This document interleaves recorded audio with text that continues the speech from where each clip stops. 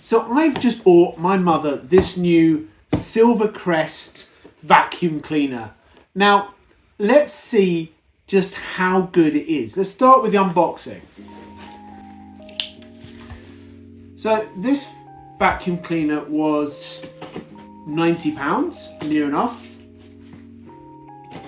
which makes it a very good value vacuum cleaner, assuming it works.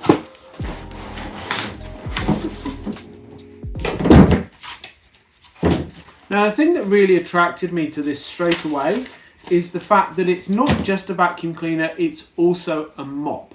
Now, I've got no idea how this mops a floor, so we're going to find this out together.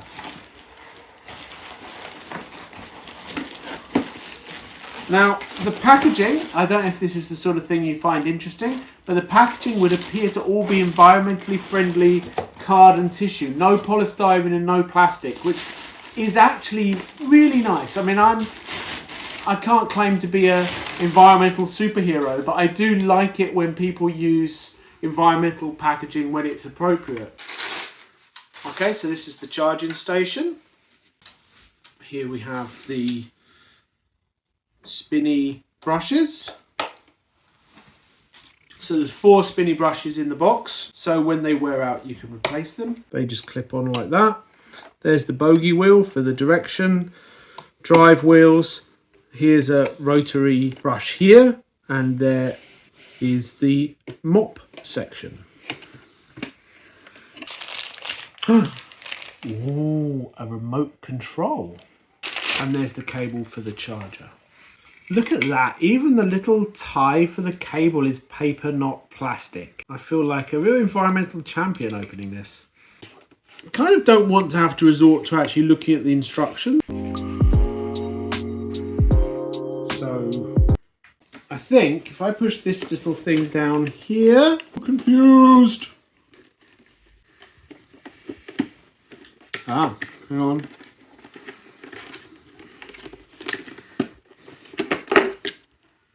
I don't know if I just... So that, okay. So this is the water reservoir for the mop. So that comes off so you can fill it up. Ah, here we go. And once that's open, this must be where the dust goes. Okay, awesome. So there's a HEPA filter. It also comes with a spare HEPA filter as well for collecting the dust. And okay, so when you know, you know. To get the right way up though. Okay, so for all of you, take off the mop part first, and then these 2 little brackets, you simply move them back, and then you can lift off, I say simply, and then you can lift off the thing like that. Okay, I'm pretty impressed with that, to be honest, because it seemed difficult, but once you know how to do it, it's actually pretty simple. Let's go. Maybe I have to charge it for a wee while. Yeah. Okay, so I actually thought the charging wasn't working, but it turns out you have to take the water tank off before it will charge. I guess that makes sense. I suppose water and electricity don't mix. When I get to the bottom of the box, I see it did actually come with some batteries for the remote control, so I'm quite pleased about that. Right, so I left it overnight to charge. So this is the moment of truth. Yes, we are in business. This seems to work in a very similar way to my other robot vacuum cleaner. This one's a lot heavier, which I think could actually be an advantage because it's going to push it down more into the pile of the carpet. One of the important things for me is seeing how it negotiates tight spaces like under the tables and things like that. Now, it's not got the most accurate of navigation system. It does seem to bump into stuff, but at the front there's a little bar that moves in and stops it immediately as it pushes on something. So it's not actually going to damage anything. It's not going to chip your paintwork or anything like that, which is obviously going to be your main concern when you've got this thing going around in your house, or break itself for that matter. There's a few different options. You can choose quite easily from the remote whether you want it to go up and down like kind of like when you get lines on a lawn if you're mowing it, or if you want to go round and round in circles and fill up the whole space. I'll be honest, I'm not fully understanding what the advantages and disadvantages of these modes are, because it feels like they would always eventually do the same thing. But I've got it on this up and down one, and that seems to be working well. There's also a sort of a function to change the fan speed. So I guess that's the suction of it. 3 different levels. And importantly, you seem to be able to pretty simply program it to come on and off when you want it. So you could program it to start in the morning before you wake up, so you wake up to a nice, freshly hoovered room. When it's finished its work, it just meanders its way back to the charging dock. It does seem to take it a little while. It gets confused a few times. But if you bear with it, it does seem to work it out in the end. It's a surprisingly satisfying feeling to see it actually docking back by itself. Kind of reminds me of watching Thunderbirds as a boy. So it's time for the moment of truth. How much stuff did it get? Let's open it up and have a look inside and see just how much dust it picked up. Now, this was only running around the floor for about 10 minutes, so it really didn't have long. The dust collector looks like a pretty decent size, so I think it can fit a lot in. And, actually, considering the floor looked reasonably clean before we started, that looks like it could be quite impressive. Now, because my mother had been visiting us from the holiday, this floor had not been vacuumed for a few days. But that's a lot of dust for a very short time. I am actually more than just a bit impressed with that.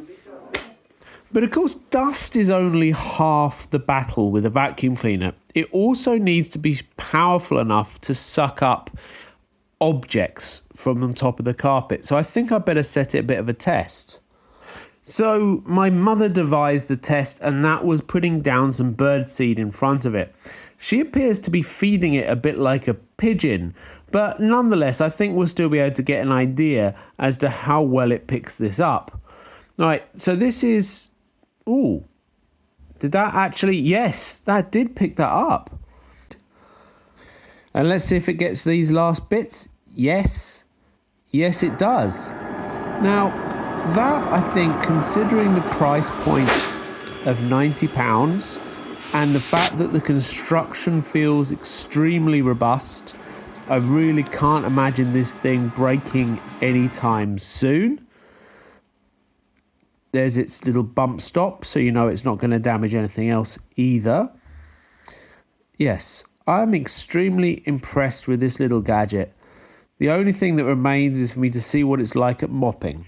So, in the bathroom, we rip off the old Velcro and we open this little rubber door, and then I should, hopefully not making too much of a mess, being able to fill it up. It doesn't take a lot of water, but I'm guessing it doesn't need a huge amount. So I push it back on and there we go. So I'll reattach it to the robot now.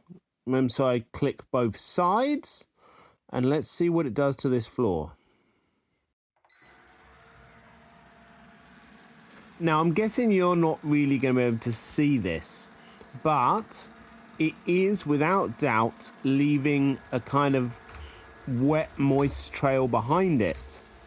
So hopefully that's actually going to be taking up some dirt. It gets really into the details unless you have somewhere that's narrower than the vacuum. So of course, under those circumstances, you're going to have to clean it by hand. So obviously it's not a perfect system. What I do love is it cleans this really awkward bit underneath the standing bath, because that's actually a really fiddly bit to have to hoover and mop. So that is a great thing. As you can see, it's picked up plenty of dirt off of the bathroom floor.